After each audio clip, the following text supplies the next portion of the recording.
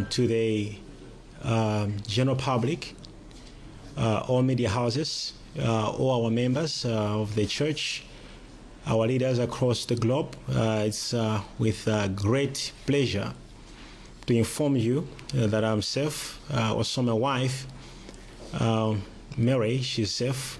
We are currently in Malawi for a few reasons that I'm gonna mention as we go with our address.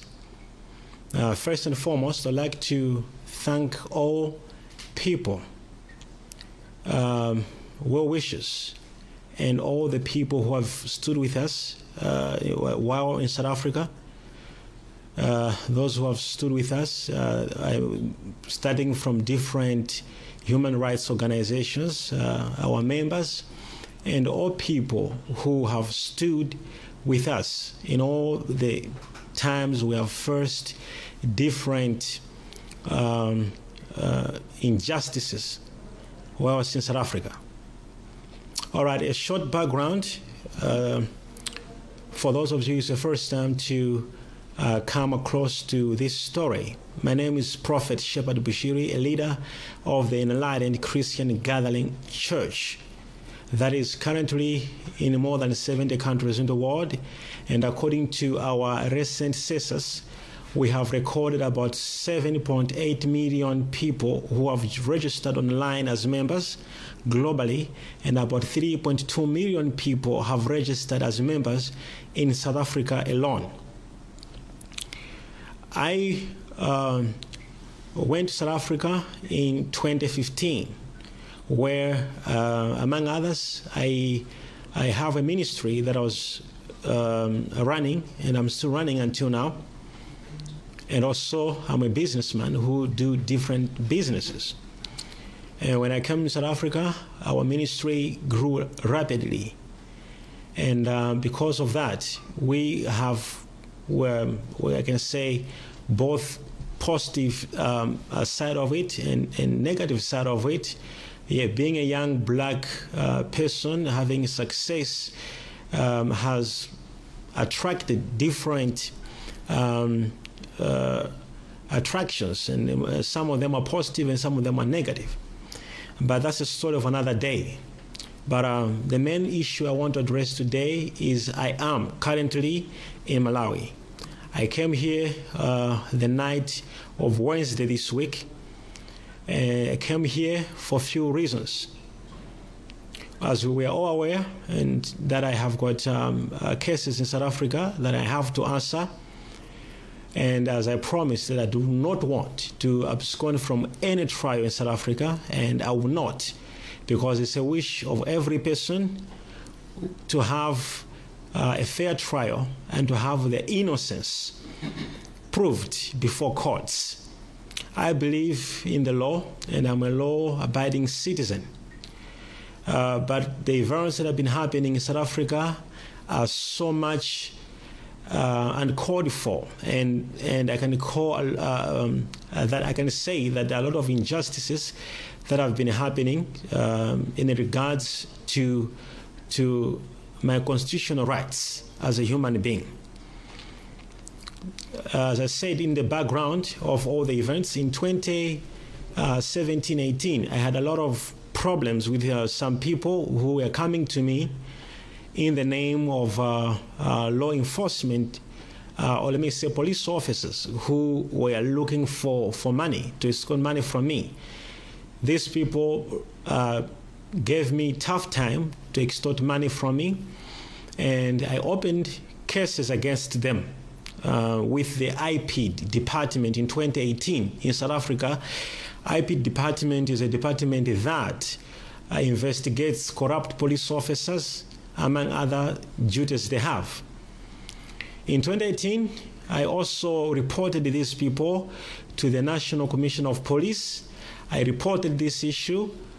After reporting to him, he referred me to the former Minister of Intelligence, Minister Bongo. He also referred me to Minister Bongo. He called the head of intelligence, his name was Fraser at that time, to hear my case. Not only that, I am told that there was General Matakata in South Africa who was informed of this issue. In 2018, when this thing was not being done, we went to the Inspector General of Intelligence as well to report this matter, that there are people who want money from me, and they're saying if I don't give them money, I will be arrested and I'll create so many cases against me. When these things were not being addressed, I thought of coming to Malawi in 2018 to involve human rights groups. And the human rights groups in Malawi wrote the South African Rights Commission, Human Rights Commission, where they addressed them that the Propphet in your country is going through a lot of injustices and threats.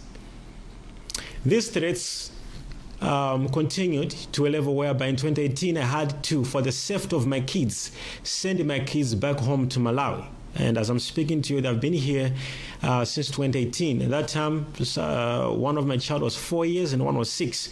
But because of the threats I was getting from these people in exchange of money and or arrests, I had to send my kids to Malawi, though they were very young. I had to send them to Malawi for safety reasons. As I've said, I informed a lot of agencies in South Africa, including the National Commission, the Minister, the IPD department that opened the case against them. The human rights groups in Malawi wrote the South African Human Rights Commission, and the South African Human Rights Commission also wrote the judge president of the Hawks, informing the office what I was going through. That is in 2018. Shockingly, in 2019, the same group of police officers I had opened cases against with IPID, they came to arrest me. I felt unfair and injustice because I have a case against them, and them to have a case against me, I thought they would excuse themselves from this case and have an independent group of investigating officers carry the case. But this did not happen. They arrested me and my wife over buying a private jet. They claim it was money laundering. And we were arrested for claims of money laundering. Of course, though, eventually in the court indictment, there was no money laundering. They attached my private jet on money laundering issues, even though eventually they have removed the money laundering case in the court indictment. And I wonder, why are they still holding my private jet if it was money laundering case that they were holding in my private jet?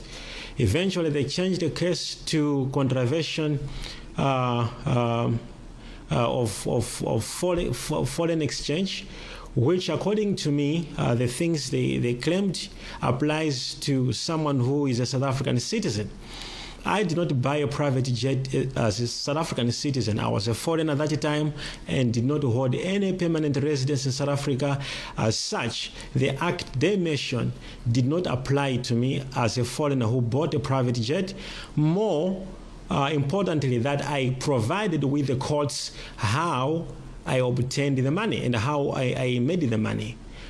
And having said that, these same police officers were still on me, and I had a lot of people coming to me to claim they've been sent by these 5 police officers, of which I have the evidences, and I presented the evidences before, even to the judge president of the Hawks. I also presented these evidences to say these people are making up cases against me, and all they want is vengeance because I opened cases against them.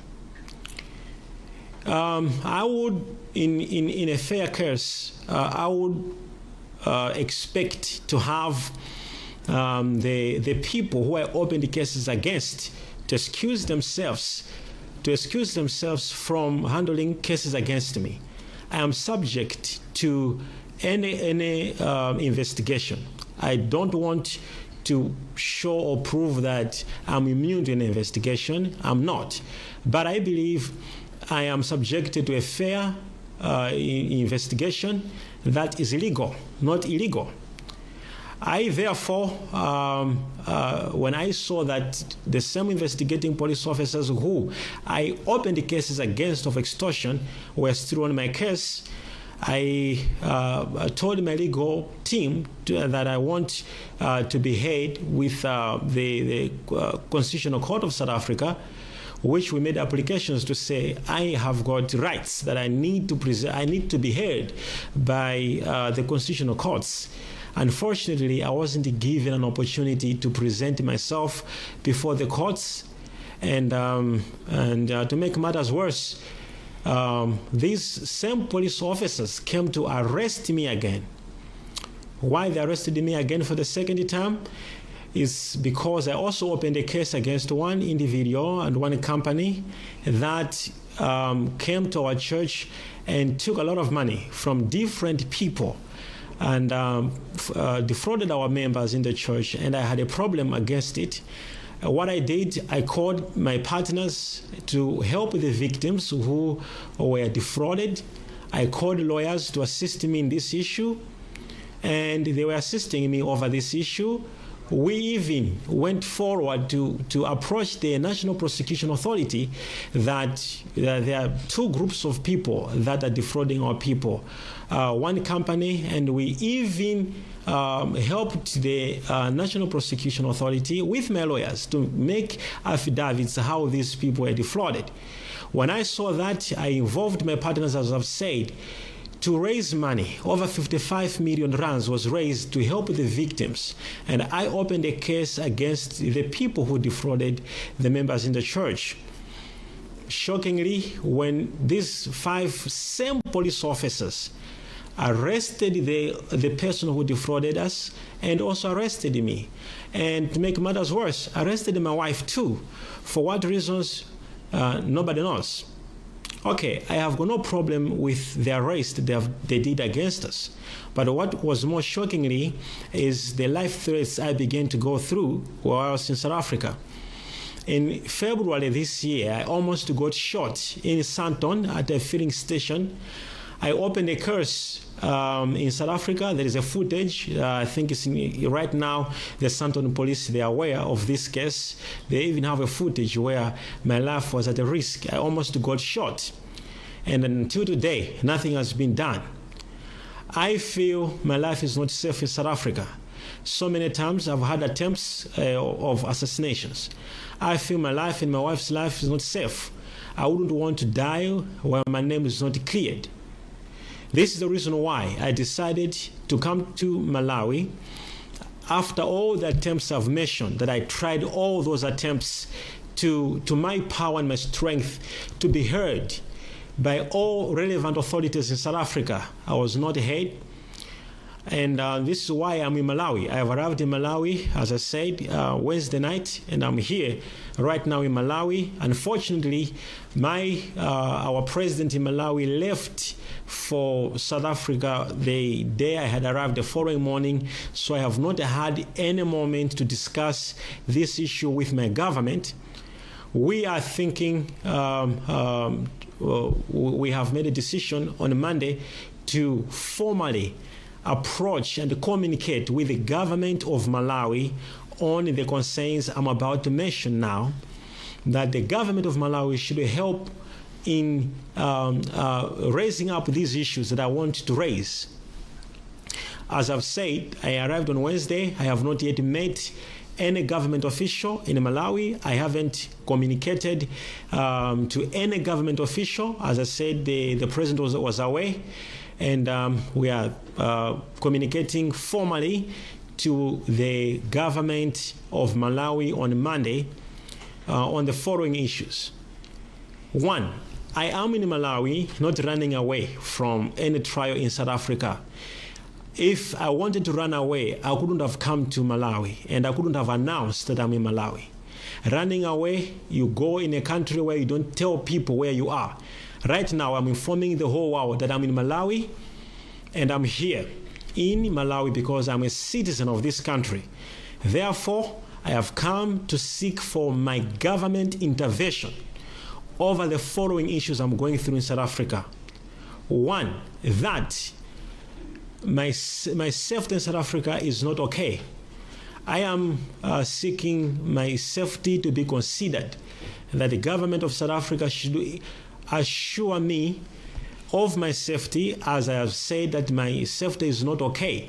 I have opened a case where I'm looking forward to have feedback from the government, whether the people have been arrested or anything has been done to the people who wanted to kill me in South Africa. In Santona, until now, I'm not being communicated. I also feel, as a second point, that there's a conflict of interest. I open cases against these people who all the times are the ones who are arresting me. And I feel that there's injustice. I can't have a fair trial in such regard, in such cases, where same people I opened the cases prior to them arresting me are the same people who are coming after me. One would wonder, in South Africa, are they the only police officers that the government of South Africa has? Can the South African government have a different independent group of police officers who can investigate independently, who have got no conflict of interest? These are issues that are really concerning me, because I want, as any person, to have a fair trial. I've come to Malawi to lodge these concerns, and I hope to do that on Monday, that the Malawi government should intervene for my safety in South Africa. So I am partially, temporarily in Malawi to lodge these serious concerns to the government of Malawi, that they should help me as their citizen, that they should talk with their fellow counterparts in South Africa and communicate these issues, more especially for my safety. I would not want to die while I have not cleared my name. I would want, it's to the interest of every person to have a fair trial. And I hope I will not have a fair trial in South Africa. To make matters worse, one of the investigating officers who is investigating me on immigration issues was arrested on corruption cases. As I'm speaking right now, he's arrested and is part of the team of the investigating officers investigating my case. This is to show you how much my statement means to you, and I'm telling you that there's been so much extortion issues to get hold of me, and I feel there's vengeance against me. This is why all these cases are being opened against me. So I'm calling for that the justice system of South Africa should look on these matters seriously. I've also instructed my lawyers that on Monday they should make an urgent application in the courts of South Africa that my bail must not be revoked, as I've come here only to seek for intervention of the government of Malawi, that they should consider these issues as they will lead to fair trial. To also make a statement on that, I was under the scrutiny of South African law authorities in South Africa, and on Monday I'll be subjecting myself as well to the Malawi law enforcement. Whilst I'm here in Malawi, that I'm here, and in case of anything, I'll be also subjecting myself to the law enforcement agencies here in Malawi, as I'll be presenting my concerns to the government of Malawi that I am still under the law, and I'm putting myself as well on Monday under the law. I'm not here to run away from trial. As I said, I would want to have this trial be done, but I don't think there will be fairness in this trial if these issues are not considered. Right, so this is the reason why I want to address the general public that I'm in Malawi.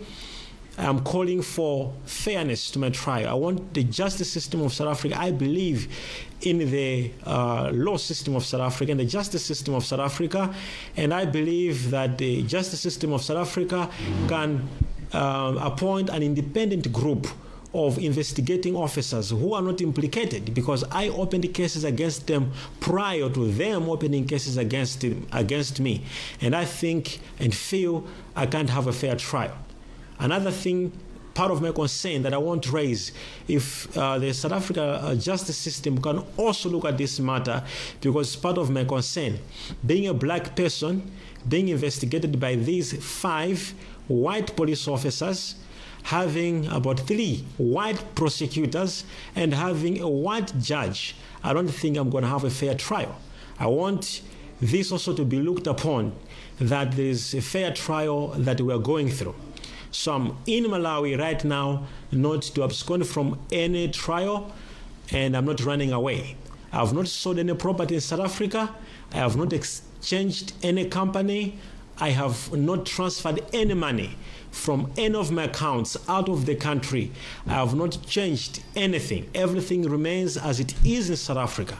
But I'm here to seek for my government intervention, of which I believe when I communicate with them officially on Monday, I believe they will intervene as their citizen to make sure that South Africa government intervenes on these issues, that I have a fair trial.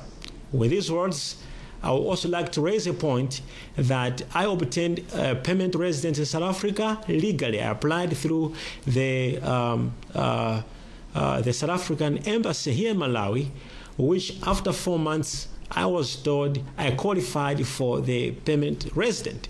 I got it legally, and unfortunately, to show you how desperate these 5 investigating officers they can go, they are trying right now to push immigration to remove my permanent residence. What does that tell you? It tells you that once my permanent residence has been revoked, I have to be in custody in prison until I have gone through trial. But when will I have trial? Because in the first case, until now, it's 2 years now, the case keep on being postponed. They say their witnesses are not ready. Now, my question is, if this case will stay for 6 years, if they cancel my permanent residence, it means I'll be in prison for 6 years waiting for the trial to happen. Is this fair? Is this justice? I don't think it is. They came out and said they made a mistake in issuing permanent residence against me. How would that be my problem? How can I solve that problem, and how can I explain to the public? The immigration owes the general public an explanation, not me. I'm not involved. To make matters worse, the South Africa justice system, the judges in South Africa, they ruled that they should not revoke my permanent residence until I have gone through trial, until I have gone through the trial. To make sure that I am still in this problem, they have again brought in a leave to appeal against the judgment by the courts that they still want to revoke my PR, claiming I should do representation before the Minister of Immigration, where I'm supposed to go and do representations how I got my PR. Well, that's okay. I would do that. But how would I do representation to the minister who has already taken a side? We all heard the Minister of Immigration in South Africa making statements against me, xenophobic statements against me 2 weeks ago when I was arrested. So how would I make a representation before that minister? Is this justice? This is why I'm in Malawi currently, to present my case, to say, can the government of Malawi not allow the citizen of the country, or their citizens or other citizens, not to go through such type of injustice? This is injustice, and I'm calling for Malawi government to intervene to make sure that I have got a fair trial in South Africa. This is why I'll be addressing and presenting myself before the justice system of also Malawi, before the law enforcement of Malawi on Monday, to say I'm here, I'm not running away, this is my address, I stay here in case they want me, but all I want is fairness in this trial. I am not running away, and I can't do that because I want to see justice in my trial. With these words, thank you so much for listening to my address. I had to do this. I had to come to Malawi to make this address because as part of my bail conditions in South Africa, they said I should not comment anything. I should not say anything. What does that tell you? I should not say anything. I should not comment anything. Now, am I having my rights? I shouldn't say anything. We have got human rights, and one of the rights is, freedom to speech and expression. I can't express myself. I can't express my feeling over this case because they said I should not say anything as a bail condition. One of the bail conditions which is so and greatly criticized judicially is that they said I must not directly or indirectly be in touch or communicate or talk to any state witness. Well, I have no problem with that, but who is that state witness? They never told me who is a state witness.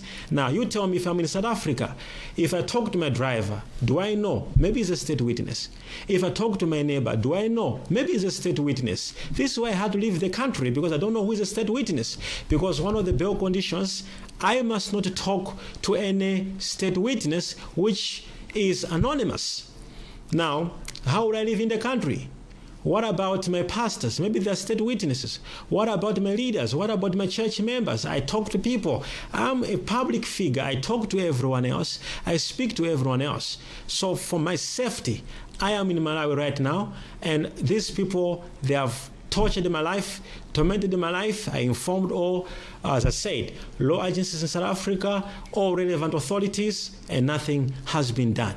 So I'm back home to inform my government to look at it that I have a fair trial in South Africa. I hope my government will listen to my formal communication and to me, as I'm not yet in touch with my government. They were away.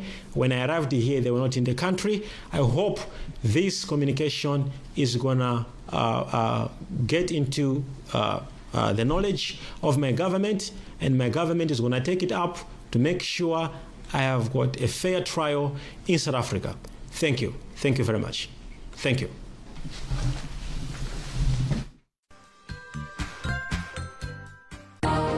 Kodi matenda a COVID-19 kapena corona tingawazindikire bwanji? Odwala matendawa amaonetsa zizindikiro monga kutentha ndi kuphwanya thupi, kuyetsemula, kukhosomola, komanso kubanika. Koma mungatsimikize ngati muli ndi matendawa pokhapokha ngati mwayezedwa ndi